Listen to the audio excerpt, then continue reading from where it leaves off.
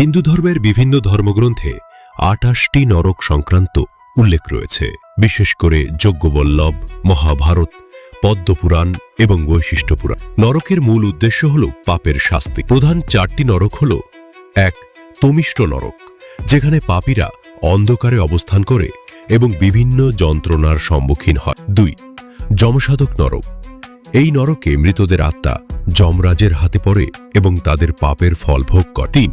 রাউক, রোজাঙ্কাল নরক, যেখানে মানুষের শরীরকে কঠোর যন্ত্রণার মধ্যে রাখা হয়। ৪. আবহ নরক, এখানে পাপীরা কঠিন শাস্তির সম্মুখীন হয় যা তাদের আত্মাকে কষ্ট দেয়। এছাড়া আরও ২৪টি নরক বিদ্যমান, যাদের নাম ও শাস্তির পদ্ধতি বিভিন্ন ধর্মগ্রন্থে ভিন্ন হতে পারে। হিন্দু ধর্মে নরক মূলত পাপের ফল হিসেবে দেখা হয়, যা মানুষের কর্মের ভিত্তিতে নির্ধারিত হয়।